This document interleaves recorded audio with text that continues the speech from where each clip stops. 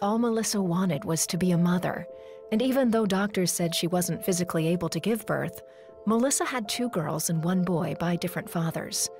But her lifestyle of drugs, alcohol, and exotic dancing kept her from taking care of her kids the way she really wanted to. I was so ashamed. I didn't want to be that mom. I wanted to be so much more, but I didn't know how to be there. I couldn't quit. I tried quitting. I kept checking myself into rehab and going to various programs and working with help, with sponsors and friends, and I just couldn't sober up. I couldn't get cleaned up. And I knew that they needed me.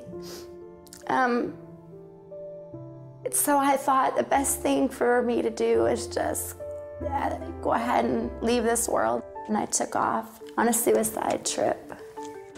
I knew that there was a heaven and a hell, and I knew I was going to hell. There was no doubt in my mind, but it was better than the hell on earth. And I took a gun and I fired it off into the water, make sure it works first. Then I put it in my mouth and pulled the trigger. And I pulled it 3 times and it wouldn't go off. And I just fired it in the water, and I'm thinking, man, I can't even commit suicide the right way. Melissa checked herself into the hospital, and when she came out, she had 2 goals: to get her kids back and to be a better mom. My kids are coming to see me for the first time. I was really excited. And that day we had me and my China coined the phrase, and she said, "Mommy, it's big girl time." And she wanted to share with me that she had accepted Jesus. And she said, "I want to tell you about my big Jesus." I said, "Oh, I know all about your big Jesus, and he's not for me." She said, "But you told me you'd listen about anything." And I listened. So she went to sleep that night. She was finished talking to me, but God just kept on talking to me, and he was calling me, and he told me, "If you'll come to me, I will take everything and I will give you beauty for ashes." And I didn't think it was possible. I asked him one question: where were you, God? If you're there, if you're really talking to me, where were you through all of this? And he said, "I was carrying you because you're my daughter." And I sat outside, and it was a thunderstorm, and I said, "God, if you're real, I've given it all to you, and I will serve you the rest of my life, but please take this addiction away. Take my life and change it, and I'll do anything, because I don't know that I can do it without you." And I looked at the mud and saw the rain coming down, and it was getting the mud off of me. I thought I was as dirty on the inside as I was on the outside.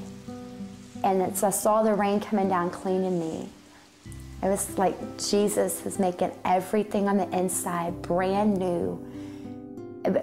Just a complete transformation. It felt like a piece of something had been missing, and it just got put into place, and it was just this overwhelming feeling of just a freedom.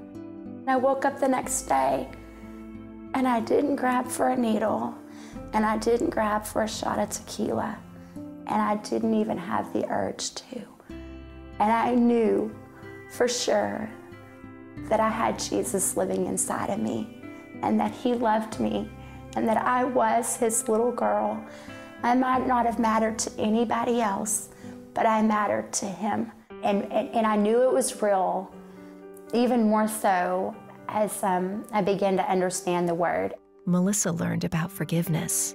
Forgiving is not forgetting. Forgiving is something that sometimes I have to do a lot.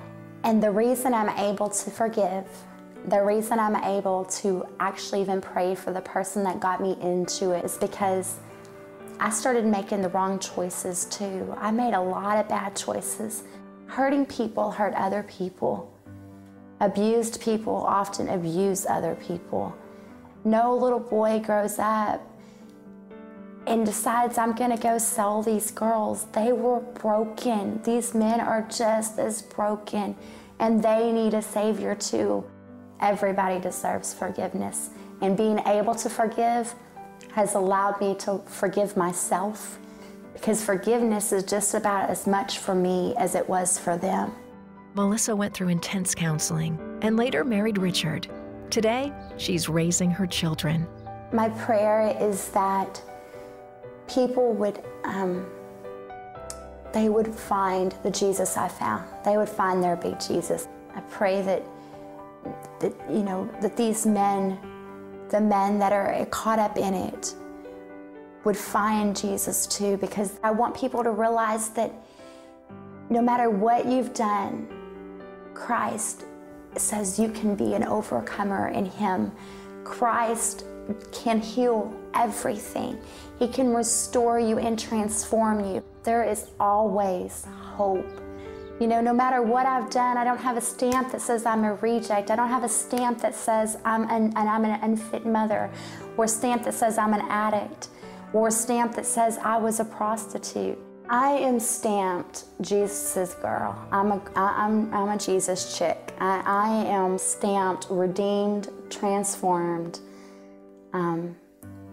whole, complete, forgiven, new, clean, loved, loved, loved, loved. That's me now.